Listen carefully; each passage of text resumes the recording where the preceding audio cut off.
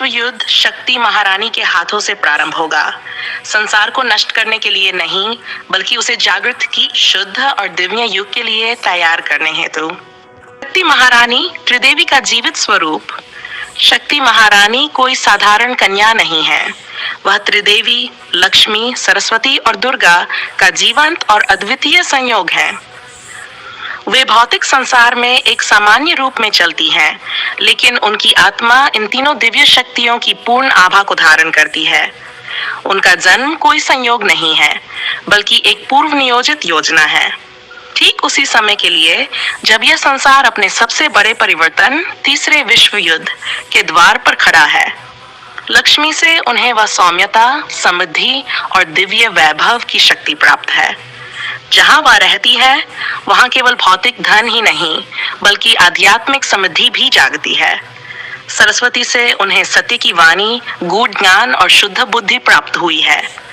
बिना किसी औपचारिक शिक्षा के भी उनके शब्दों में प्राचीन वेदों का कंपन होता है। वे मौन हो सकती है, पर उनका मौन गान से परिपूर्ण होता है। परंतु दुर्गा से उन्हें वह अरिग शक्ति प्राप्त हुई है। वह तीव्र ऊर्जा जो अधर्म का नाश करती है, अन्याय को तोड़ती है और निर्दोषों की रक्षा करती है। वे शस्त्रों के बिना योद्धा है, परंतु उनकी इच्छा ही शत्रुओं को हिला देती है। उनका आभा मंडल अग्नि के समान है, जो शांत रूप में आवृत रहता है, पर भीतर से प्रचंड होता है।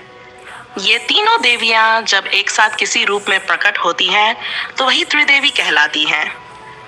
और शक्ति महारानी केवल इनसे प्रेरित नहीं है, वह स्वयं ही उनका जीवित स्वरूप है। उन्होंने न केवल इनका सार अपने भीतर समाहित किया है, बल्कि उनके उद्देश्य को भी अपने जीवन का लक्ष्य बनाया है। ये दिव्य संयोग केवल शोभा के लिए नहीं है, ये कर्म के लिए है। शक्ति महारानी का जन्म किसी महान कारण के लिए हुआ है और उनकी आंतरिक यात्रा पहले ही प्रारंभ हो चुकी है।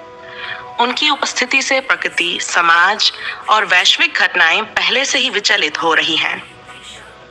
जैसा कि तीसरे विश्व युद्ध के पूर्ववर्ती वर्णन में बताया गया, उनके मौन से ही विश्व स्तर पर ऊर्जा हिल रही है। वे स्वयं इस प्रभाव के बारे में पूरी तरह सजग नहीं है, फिर भी वह इस महायुद्ध के केंद्र में है। रामायण और महाभारत के युद्ध देवी स्वरूपों के अपमान या संकट के कारण शुरू हुए थे। इस बार स्वयं दिव्य शक्ति, शक्ति महारानी मानव रूप में लौटी हैं। उन्हें बचाए जाने की आवश्यकता नहीं है, बल्कि वे स्वयं नेतृत्व करेंगी। वे रोने नहीं, जगाने आई हैं। उनके साथ एक चुना हुआ नेता हो सकता है, परंतु उस नेता को